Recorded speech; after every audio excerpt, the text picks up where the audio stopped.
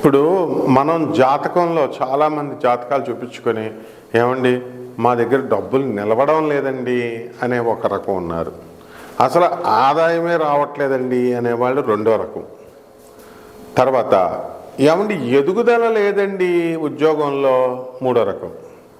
నాలుగో రకం అసలు ఉద్యోగాలే రావట్లేదండి. మరి తర్వాత పిల్లల పెళ్ళిళ్ళు అవ్వడం లేదండి, మాకు నచ్చిన కోడలు రావడం లేదండి. మరి పెళ్ళి ఎప్పుడవుతుందండి, చాలా లేట్ అయిపోతుంది.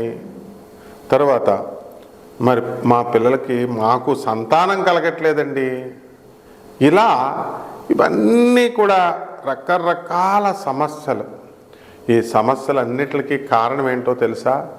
కేవలం మనం జ్యోతిష్యంలో ఏం చూసుకుంటాం, రాహు బాగున్నాడా, శుక్రుడు బాగున్నాడా, కేతువు బాగున్నాడా ఇలా చూసుకుంటాం, లేదా పితృదోషాలు ఉన్నాయా ఇలాంటివి చూసుకుంటాం.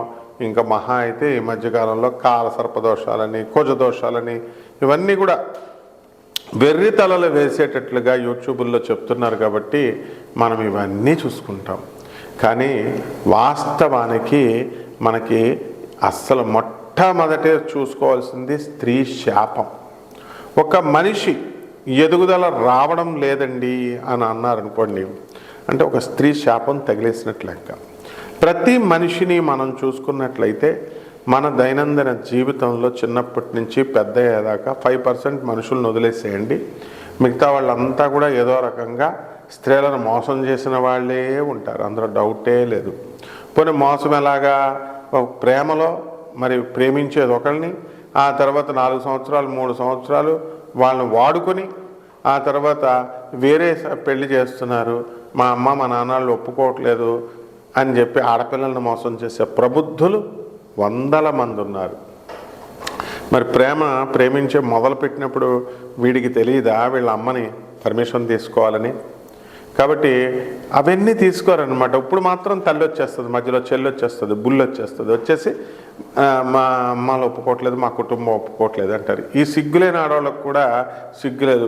పెళ్లి చేసుకునేటప్పుడు వీళ్ళు ఏం చేస్తారు, ముందు తిరుగుతారనమాట. ప్రీ వెడ్డింగ్లు వచ్చినాయి కదా, ముందే తిరిగేడాలు, ప్రీ శోభనాలని, ప్రీ వెడ్డింగ్లని ఇలాగ ఏవైతే వచ్చేసినాయో అవన్నీ యూట్యూబ్లో పెట్టుకోవడానికి, తర్వాత కెమెరాలో వీడియోస్ అన్నీ తీసి భద్రపరచుకోవడానికి, ఇవన్నీ ఎలా అయితే స్టైల్ మారిపోయిందో ఆ విధంగా ఈ ఆడపిల్లలు కూడా వాళ్ళతో తిరగడం, తర్వాత చదువుకునేటటువంటి పిల్లలు కూడా ఫారిన్లో మగాళ్ళతో రూములు తీసుకోవడం, రిలేషన్షిప్లో ఉండడం చాలామంది వరకు. ఇక్కడ ఒక్కొక్కళ్ళు 2-3 ఫ్రెండ్స్ని, ఆడవాళ్ళకి అలాగే ఉంటున్నారు, మగాళ్ళకైతే 4-5 ఇలా రకరకాల మళ్ళీ వీళ్ళే చెప్పుకుంటారు అంతా కూడా. వీటి వల్ల మగవాళ్ళకేమో స్త్రీ శాపాలు తగిలేస్తాయి, ఆడవాళ్ళకేమో మరి ఈ మగాడు కొంతమంది మగాళ్ళను కూడా మోసం చేసినటువంటి ఆడవాళ్ళు చాలామంది ఉంటారు, వీళ్ళకి స్త్రీ దోషాలు తగిలేస్తాయి అన్నమాట. ఇది తేడా. కాబట్టి మనకి ఏంటి, ఒక అమ్మాయి ఉందండి, ఆ అమ్మాయి ఒక అబ్బాయిని ప్రేమించిన తర్వాత యూనివర్సిటీలో పిలిచింది, ప్రేమించింది, అంతా అయిపోయింది. కానీ పెళ్లి చేసుకుందాం అనే టైంకి ఏం చేసింది, వాడు నన్ను ఏం పోషిస్తాడు, అందుకని నల్లగా ఉన్నా సరే నేను సాఫ్ట్వేర్ ఇంజనీర్ కాబట్టి వాడిని చేసేసుకున్నాను అని అన్నది. బాగుంది.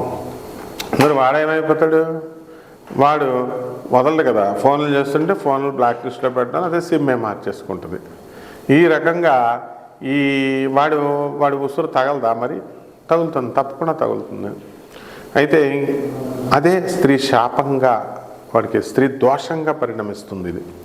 అలాగే చాలామంది ఏం చేస్తున్నారండి, వీళ్ళు ఆ తర్వాత కాలక్షేపంకి, టైంపాస్కి మాట్లాడడం. ఏముందండి, మాట్లాడుతున్నాను అంతే, మాట్లాడితే తప్పే ఉందండి. వచ్చి కలవమన్నామనుకో ఏం చెప్తారు వీళ్ళు, ఏమండి మా ఆయన నేను కలిసి వచ్చి మాట్లాడతాం. ఈ రకంగా చాలామంది మగాళ్ళకి చెప్పడం. ఫోనుల్లో టైంపాస్లు చేసుకుంటూ అవతలాల టైం వేస్ట్, మీ సోదుల కోసం అవతల వాళ్ళ టైం ఎంత వేస్ట్ చేస్తున్నారు మగాళ్ళది అనేటటువంటిది వీళ్ళకి స్త్రీలకు తెలియట్లా. అలాగే వీడు కూడా సొల్లుగాడిగా తయారయ్యే మగాడు కూడా ఆడది ఫోన్ చేస్తే చాలు సొల్లు కార్చుకుంటూ గంటలు మాట్లాడతాడు అనమాట. అదే మగాడు పాపం వచ్చి ఇవాళ ఆఫీసర్లు కూడా ఉన్నారు, ఇందులో రాజకీయ నాయకులు అలాగే చేస్తారు, ఆఫీసర్లు అలాగే చేస్తారు. కారణం ఏంటి? మగాడు అంతే, అది మనిషి. వాడు ఆఫీసర్ అయితే ఏంటి, బొంగ అయితే ఏంటి, ఎవడైనా సరే ఒకటే. కాబట్టి ఈ ఆడపిల్లలు మరి సొల్లుగార్చుకుంటూ కబుర్లు చెప్తాడు. అదే పాపం పూర్ పరిస్థితిలో ఉన్నటువంటి ఒక పేదవాడు వచ్చి వాడు మాట్లాడి అడిగితే వాడిది వినడం. అంటే ఎప్పుడు కూడా మంచోళ్ళు ఎప్పుడు ఒక 5% మంది ఆడవాళ్ళల్లోనూ ఉంటారు, 5% మంచోళ్ళు మగాళ్ళలోనూ ఉంటారు. కానీ ఇది కలియుగం కామయుగం అయిపోయింది కాబట్టి ఇక విస్తృతంగా కామా తురాణం నా లజ్జ నా భయం అనే విధంగా వెళ్ళిపోయింది. పైకి మాత్రం అబ్బాయి ఏం లేదండి సరదాగా మాట్లాడితే తప్పేంటి, మాట్లాడుతున్నాం, ఇది అనమాట సోది చెప్పేది. దీనివల్ల ముఖ్యంగా జాతకాలలో స్త్రీకి మనకి ఏమైపోతుంది, స్త్రీ దోషం ఏర్పడుతుంది, అలాగే స్త్రీ శాపం మగాడికి తగులుతుంది. దీన్ని ఎలాగా ఐడెంటిఫై చేయడం? మరి జన్మచక్రంలో గురుడు కేతువుతో కలిసిన, జన్మచక్రంలో గురుడు రాహుతో కలిసిన గురుచండాల యోగం వరకే పరిమితం చేసి చెప్తున్నారు. మోహన్ పబ్లికేషన్లో, గొల్లపూడి వీరాస్వామి పుస్తకాల్లో, షాపుల్లో చిన్నప్పటి నుంచి మేము పుస్తకాలన్నీ కూడా జ్యోతిష సూత్రాలన్నీ ఇన్నేసి ఉంటాయన్నమాట. ఒకదానికొకటి కన్ఫ్యూజన్ అనమాట కంప్లీట్గా. విజయవాడ దేవస్థానాలు శ్రీరామ నేమాని వాళ్ళు, విజయవాడ బుక్ షాపర్స్ అందరూ కూడా పంచాంగాలు ఇవన్నీ కూడా చెప్తూ, మరి ఇవన్నిటిలో కేతువు గురువు దీంతో రాహుతో చూడడం, అలాగే శుక్రుడు ఆడవాళ్ళకి శుక్రుడు రాహుతో కలిసిన శుక్రుడు కేతువులు, ఇలా చాలా ఎగ్జామ్షన్స్ ఉన్నాయి. అవన్నీ కూడా మనం తెలుసుకుందాం. ఈ ఒక్క వీడియోతోనే మొత్తం పోసేయడం కాదు. Knowledge children are not vessels to be poured in but they are lights to be lit on. మీలో స్పార్క్ రేకెత్తిస్తాం, మీలో స్పార్క్ లాగుతాం, జ్యోతిషం స్పార్క్. మీరంతా కొండలు కాదు పోసేయడానికి.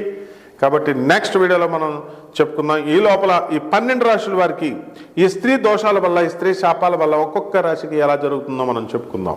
మేషరాశి. ఈ మేషరాశికి వారికి 2025 సంవత్సరంలో ఈ స్త్రీ శాపాలని, స్త్రీ దోషాలని దాటుకొని ముందుకు వెళ్ళరా చూద్దాం. వృత్తి, వ్యాపార, ఉద్యోగ విషయాల్లో దూసుకెళ్ళిపోతారు. వద్దంటే డబ్బే డబ్బు. అయితే ఆ డబ్బంతా కూడా ఆడవాళ్ళకు ఖర్చు పెట్టేయడం, మరి ప్రియురాలకు ఖర్చు పెట్టడం, ప్రియులకు ఖర్చు పెట్టేయడం అన్న విధంగా మీకు అయిపోతుంది. మరి ఆడవాళ్ళకి ఐఫోన్ కొనిచ్చాడు. ఐఫోన్ ఏదో చూసి ఇవ్వడానికి, ప్రేమించది అది చెప్పదు కానీ ఐఫోన్ ఇంక రాదనమాట. ఆ విధంగా మరి బంగారం, నగలు కొనిస్తారు, బట్టలు కొనిస్తారు. ఇవన్నీ కూడా ఇంక వాపసులు రావు. ఆ విధంగా ఇవన్నీ కూడా ఒక అనాథ పిల్లలకు కానీ, ఒక ముసలివాళ్ళకు కానీ, వికలాంగులకు కానీ రూపాయి ఖర్చు పెట్టినటువంటి మేషరాశి మగవాళ్ళు ప్రియురాళ్ళకి ఇవన్నీ కొనిస్తారనమాట. దాని ద్వారా వాళ్ళు ఏం చేస్తారంటే, ఏదో ఒక శుభముహూర్తాన గురుడు బాగుండలేదు కాబట్టి మా నాన్న వేరే వాళ్ళని పెళ్లి చేసుకుంటున్నాడని వాళ్ళు హ్యాండ్ ఇచ్చి వెళ్ళిపోవడం ఖాయం అనమాట. కాబట్టి మీకు బాటుల్లే గతి. కాబట్టి ఈ విధంగా ఈ వృత్తి, వ్యాపార, ఉద్యోగ విషయాల్లో రాణించినప్పటికీ కూడా వ్యాపారాల్లో బ్రహ్మాండంగా సంపాదిస్తారు. కానీ ఆ డబ్బులు విచిత్రంగా ఖర్చు అయిపోతాయి. పనులు మరి ఈ యొక్క శని పీడిస్తూ ఉంటాడు. ఏలినాటి శని పట్టుకుంది మీకు.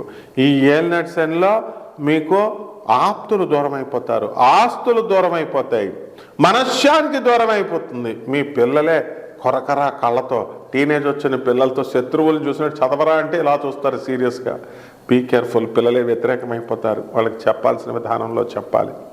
ఇక శత్రువులు ఎక్కువైపోతారు. ఏనాడో మీరు అమ్మాయిల్ని మీరంతా కూడా ప్రేమించేసి మోసం చేసి మగాడన్న దీంతో వదిలేసి అబ్బా మేమేదో విజయం సాధించామని కొత్త పెళ్ళాలను చేసుకున్నారు కదా, వాళ్ళు వస్తారు. ఇప్పుడు వాళ్ళ శాపం ఇప్పుడు పనిచేస్తుంది. కర్ణుడికి ఎంతకాలం పట్టిందండి శాపం పనిచేయడానికి? అవసాన దశలో. ఆ శాపాలన్నీ కూడా ఈ మేషరాశి వారికి ఈ 2025 సంవత్సరంలో పరిపక్వం కాబోతున్నాయి. కాబట్టి దాన్నే ఏలినాటి శని అంటారు. కాబట్టి ఆడవాళ్ళు ఆ అమ్మాయిలని, అమాయకురాలైన అమ్మాయిల్ని మోసం చేశారు కదా, ఇప్పుడు వస్తారు కరెక్ట్ అయిన ఆడవాళ్ళు, మగాళ్ళు దిగుతారనమాట రంగంలోకి. వచ్చి కేసులు పెట్టేస్తారు. పోలీస్ స్టేషన్లకి, కోర్టులకి ఈ మేషరాశి వాళ్ళు వెళ్ళాలి. కంపల్సరీ వెళ్తారనమాట. అలాగే ప్రభుత్వ పనుల్లో మీరు దొరికిపోతారు. కాంట్రాక్టర్లకి డబ్బులు ఎవరిని కూడా బిల్స్ అవన్నీ కూడా శాంక్షన్ అవుతాయి, డబ్బుల పరంగా అన్నీ వచ్చేస్తాయి. మనశ్శాంతి బ్రహ్మాండంగా మీకు కోల్పోతారు. ఇక ఇతర విషయాల్లో రైతులు కానీ ఫిషర్మ్యాన్స్ కానీ అన్ని రకాల వ్యాపారాలంతా కూడా బ్రహ్మాండంగా ఉంటారు. అయితే పరిహారాలు మనం ఏం చేసుకోవాలా? పరిహారాలు ఏం చేయాలంటే శనికి జపం చేసుకోవాలి, శనికి స్తోత్రాలు చదువుకోవాలి, శనికి కిలోంపావు నల్ల నువ్వుల్ని నల్లని వస్త్రాలని పేద బ్రాహ్మడికి మనం శనివారం నాడు కరెక్ట్గా ఉదయం 8 గంటలకే ఇవ్వాలి. అటు 1 నిమిషం అటైనా 1 నిమిషం ఇటైనా మీకు ఫలితం రాదు, తర్వాత మీ ఇష్టం. అలాగే రావి చెట్టు దగ్గరికి పొండి. ఎప్పుడు చెప్పాడే ఆ బుద్ధి లేని జ్యోతిష్కులు ఈ నీళ్లను పొయ్యండి అని చెప్పాలా? వాళ్ళు ఏం చెప్తారు? వాళ్ళు ప్రదక్షిణాలు చేసే అమ్మ మొగుళ్ళు పోస్తారా? నీళ్లు పొయ్యాల ముందు చెట్టుకి. ఇంటికి వెళ్ళినప్పుడు వీళ్ళకి మాత్రం టీలు ఇవ్వాలి. మీ అందరికీ గాడిదలు అందరికీ టీలు టిఫిన్లు పెట్టాలా. చెట్లకు మాత్రం పువ్వులు కోసేసుకోవాలి, ఆకులు కోసేసుకోవాలి, కొమ్మలు కోసేసుకోవాలి, కానీ నీళ్లు పోయమని ఒక్కడు కూడా చెప్పడు. మీరు అలాంటి వాళ్ళే అనమాట, ప్రదక్షిణాలు చేసుకుంటారు. కాబట్టి ఇటువంటి వాళ్ళంతా కూడా నీళ్లు 3 బకెట్లు పోయండి, ప్రదక్షిణాలు చేయండి. ఆకులన్నీ కూడా రాలిపోయిన ఆకులు కోసే హక్కు మీకు లేదు. అయినా అది కోద్దామన్నా అది చాలా ఎత్తులో ఉంటుంది అనుకో రావి చెట్టు. ఆ ఆకులు తీసుకుని ఓం నమః శివాయ అని పెట్టండి. ఈ విధంగా చేసుకుంటే బ్రహ్మాండంగా ఉంటుంది. ఈ 2025వ సంవత్సరంలో మీరే హీరోలు అవుతారు.